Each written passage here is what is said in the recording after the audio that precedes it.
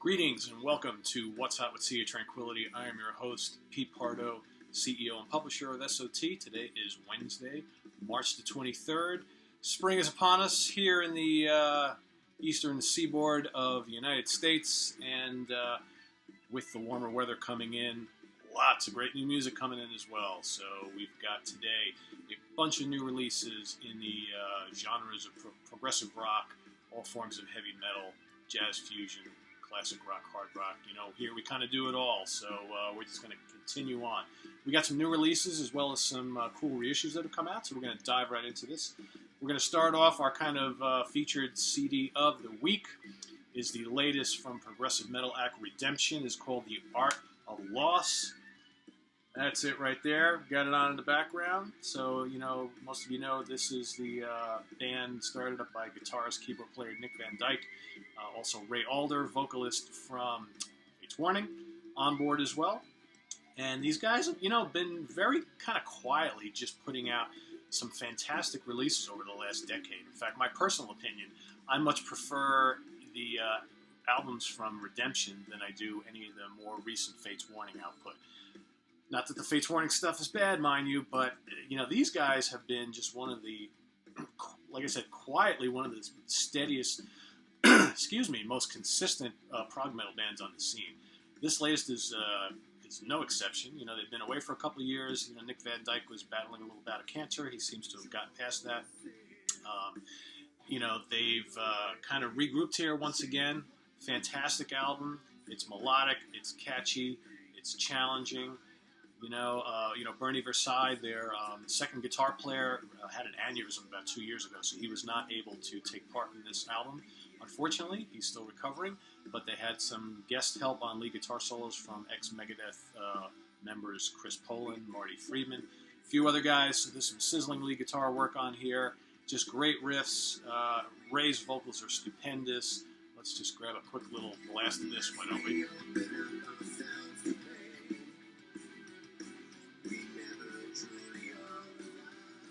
As you can hear, the melodies are there. I mean, song after song is just really memorable stuff. Some great guitar work, great keyboards. You know, these guys never went for they were going to shred till you die type of thing and, you know, just hit you over the head with all this crazy playing. There's plenty of that, but not, you know, you're not going to hear as much as you might on, say, a really complex Dream Theater album. But I really dig it. Want to highlight one little thing, or a couple things actually. The closing tune at Day's End is like 22 minutes, I believe. Really, really good. A epic prog statement, if ever there was one. And they also do a fantastic cover of the Who classic Love, Rain, or Me, with guest vocals from John Bush from Armored Saint, also of Anthrax, which is just absolutely fantastic. Probably, you know, it's one of those songs that, you know, other than Heart playing it live quite a bit in recent years, which they do really, really well, this is like the first time that I can recall hearing an actual studio cover version of Love, Rain, or Me, and it's fantastic. John Bush is like, he's one of the best vocalists going out there today, and he shows you why on this tune, right alongside Ray Alder. It's quite good. So if you haven't already gotten it, latest from Redemption, I highly, highly, highly recommend it. It's going to easily be in the top 10 or so for me this year, I'm sure, by year's end. Quite good. Now we're going to skip over to Australia for a band that's been kind of popping around in various incarnations over the last decade or so. Kind of doing the 70s hard rock / stoner thing. They look like they might have been left for dead a couple years ago, but their leader, guitar player, vocalist has kind of resurrected them once again under the Wolfmother. Sorry, I'm going off the throat this morning. Under the Wolfmother banner, victorious, latest. Let me look at that artwork. It looks like a Wolfmother album. You know, a lot of fun. It's just catchy 70s style hard rock. There's, you know, some really great heavy riffs on here. I like there's some extra Hammond organ work on this album, which is really kind of cool. And just the grooves are there. There's a couple kind of more catchy pop sort of tunes, but for the most part, it's a lot of really good, you know, groove-laden, heavy rock. Lots of, you know, stonerific guitar riffs and all that kind of stuff. So, you know, if you love Wolfmother, again, it's probably one of those bands you'll love or hate. You know, he's got the high-pitched vocals, you know, the catchy melodies, but, you know, there's really great, like, metal riffs and you know, stoner / doom riffs and whatnot. it's a lot of fun. I mean, you know, love it or hate it, it's a Wolfmother album. I kind of dig these guys, so I was pretty happy to get a hold of this. So check that one, Victorious. And the title track is also the lead-off single, which is pretty damn infectious. Now we're going to go to another band from Australia by the way of Britain, or vice versa, something like that. They are Destroyer 666. Wildfire is their latest. Wow. You know, this has been one of those bands. I've got a good friend who, this is his favorite band. He just raves about these guys all the time. And I've heard their stuff over the years. Always kind of liked them. But this is just bludgeoningly good. You know, they've got kind of a style all their own. There's bits of like kind of classic metal, you know, going back to the new wave of British heavy metal days. But a lot of thrash going on here, bits of black metal, bits of death metal, bits of good old-fashioned rock and roll, all kind of melded together. You know, the vocals are kind of blackened rasp mixed with a little bit of that thrashy growl.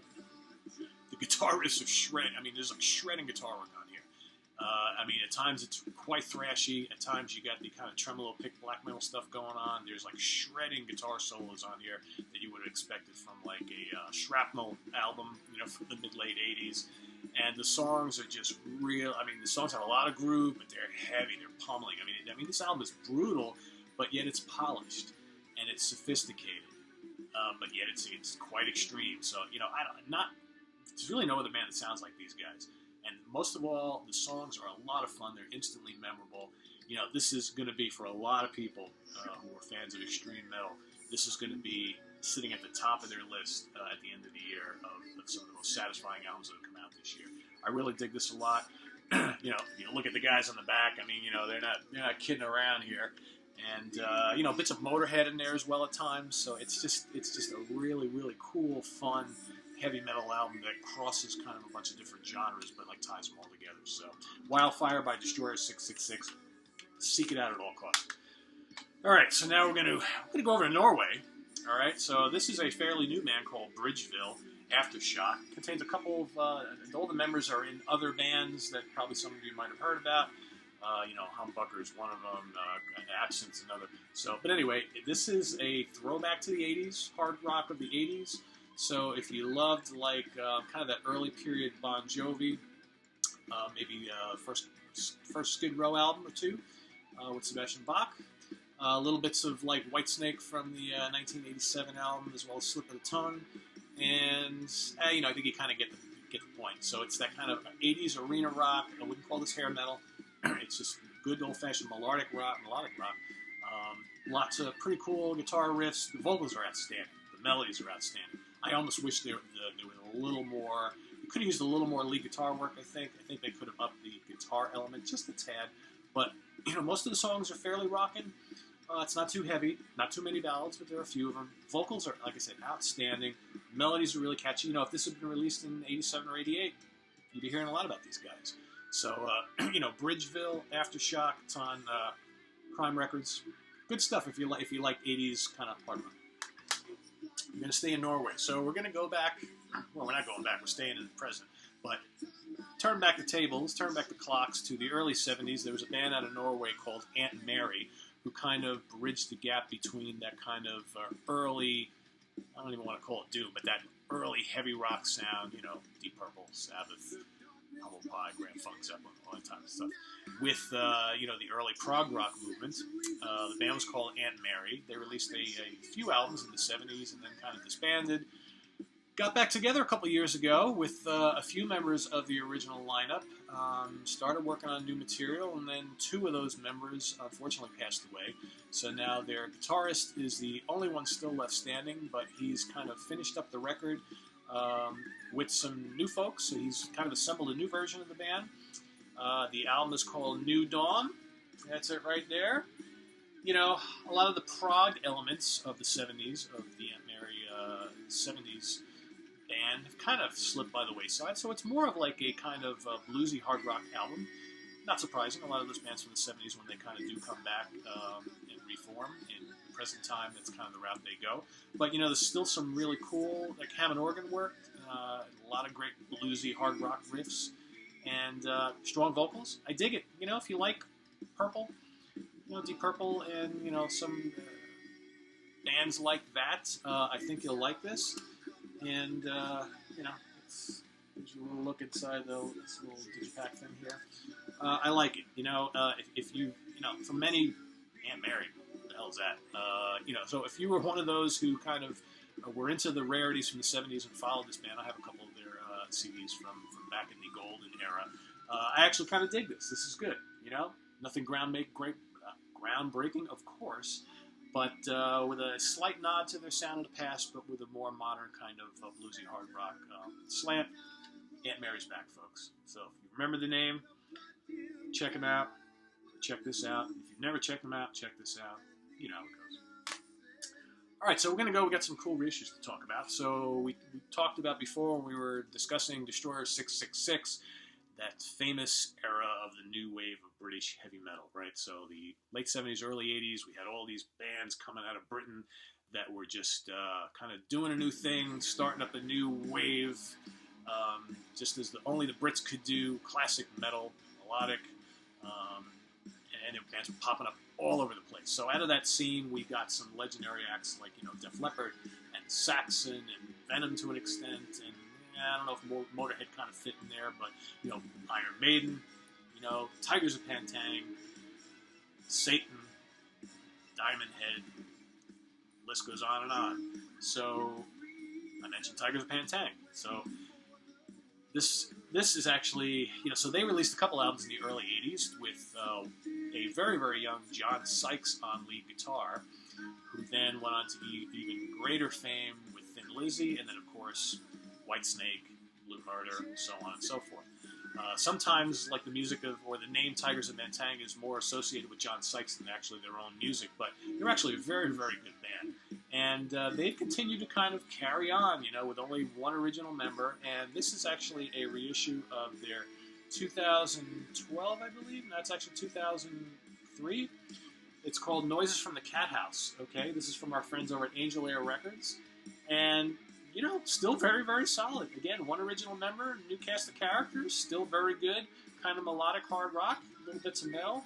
Great guitar work. Vocals are solid. Tunes are solid. I really dig this a lot. If you kind of followed Tygers back in the day and then forgot about them, don't forget about them anymore. Rediscover them. This is quite good. I like this a lot. This is actually, for me, the first time I'd actually listened to any newish material from them in quite a long time. So I was pretty surprised. It's good. Again, melodic, heavy in spots, great guitar work. You know, what more can you want? So investigate that. It's on Angel Air Records. You know, those guys, we love them. They put out a lot of great stuff. So now, another very important band in the new wave of British heavy metal movement was a band called Demon, who burst on the scene in 1981. Their first album came out in 1982. That first album was called Night of the Demon. All right. Now, you know, taking a quick look at that, you know, it's a pretty ominous-looking cover, you know. So, and if you look at, you know, a lot of the song titles, you would think, kind of satanic. These guys are probably pretty evil sounding. Let me go check them out. And you know, what happened is a lot of people went and bought this album, and they were expecting something really, really evil, punishing, and heavy, and it really isn't. Other than some of the lyrical content, you know, these guys were kind of portraying themselves as something they really weren't. And when you got down to it, what you had here was a very, very good hard rock album. Okay, I can compare some of these songs, or many of these songs actually, to like Def Leppard's first two albums, Onto the Night and High and Dry. If you like that, you'll love this, you know. And I think some of those folks who kind of dismissed this album back in the day should rediscover it, because it's actually really, really good. It's some killer guitar work on here, and the songs are just instantly memorable. It's a really, really good hard rock record. And for those of you who back in the day took one look at this and were like, oh, evil, I'm staying away from this, you know, I can't listen to Venom and all that other, you know, Celtic Frost and Slayer and all that other stuff, this is probably just like it. It's not. Go rediscover it. This is great. So that was 1982. In 83, they came out with The Unexpected Guest.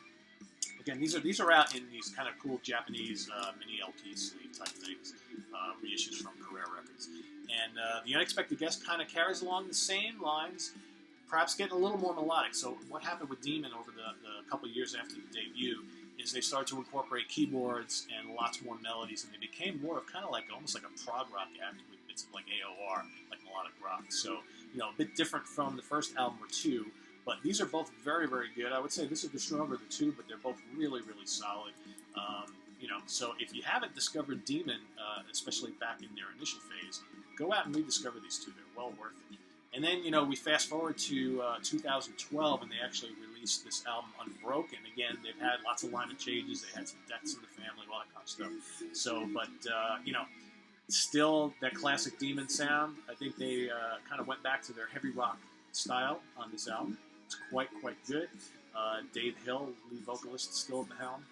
And, you know, this kind of, they decided to re-release this here in 2016. For those of you who missed it, back in 2012. So, again, highly recommended. Band called Demon. So we come to the end of the show, and our last segment of the day, as always, is Forgotten Favorites. So today we're going to go back to 1994. An album from a band, it's a debut album from a band who has become quite beloved over the years. They've kind of morphed their style a bit. I shouldn't say a bit. They're a very different band than they were back in 1994. I am talking about Sweden's Opeth, and this is Orchid, their debut. You know, when they burst on the scene back in the mid-90s, the world kind of hadn't heard anything like Opeth before. So here you had this death metal band who were incorporating elements of progressive rock and folk, which, you know, the genre really had never heard before. And they would go on to kind of, you know, hone that style over the next decade or so with some stunning releases like, you know, Morning Rise and My Arms, Your Hearse, and, of course, the seminal Blackwater Park, and you know the rest of the story. I mean, they've got so many great albums. And then a few years back, they kind of decided that, you know what, it's time for us to completely become a prog rock band and just kind of forego all the death metal. And that's kind of where they're at today. Still great, but certainly very different. On this is a very raw album. You know, they became more polished over the years, but, you know, with classic tunes like In Mist She Was Standing, Under the Weeping Moon, you know, Forest of October, The Twilight Is My Robe, Requiem, The Apostle in Triumph, you know, just epic, dense death metal with layers and layers of folk and progressive rock. You know, Michael Ackerfeld's death metal growls still to this day are some of my favorites of the genre. Killer twin guitar playing, amazing, delicate, and melodic acoustic strumming. Ackerfeld's melodic, clean vocals are stunning as well. He kind of mixes those in throughout. It's just a really epic album, although, you know, like I said, it is quite raw. This was their first. They were still kind of discovering their way, but I really like this album a lot. I always have, as well as all the rest of the Opeth catalog, you know, and it's been kind of cool to watch them over the years kind of grow into the band that they are now. I mean, that hasn't really made a lot of the death metal aficionados happy. I think some of the, you know, the death metal fans have kind of walked away from the band in recent years, but they've opened themselves up to a whole new audience of, you know, the progressive rock faithful who maybe didn't like the death metal aspect of their music. So, Forgotten Favorite from today, for this week, 1994's Orchid by Opeth. With that, I'm going to leave you till next time. Be safe, be merry, be joyous. Forget about all the crap that's going on in the world, because there's a lot of it going on right now. Enjoy music. Music is life. Music will help rescue you from everything else that's going on in your life. Trust me, it's done it for me for 40 some odd years. So once again, this is Pete Pardo with What's Hot with Sea of Tranquility. Take care. We'll see you next time. Investigate all this new music, but don't forget the favorites. Don't forget the classics. Take care. Bye-bye.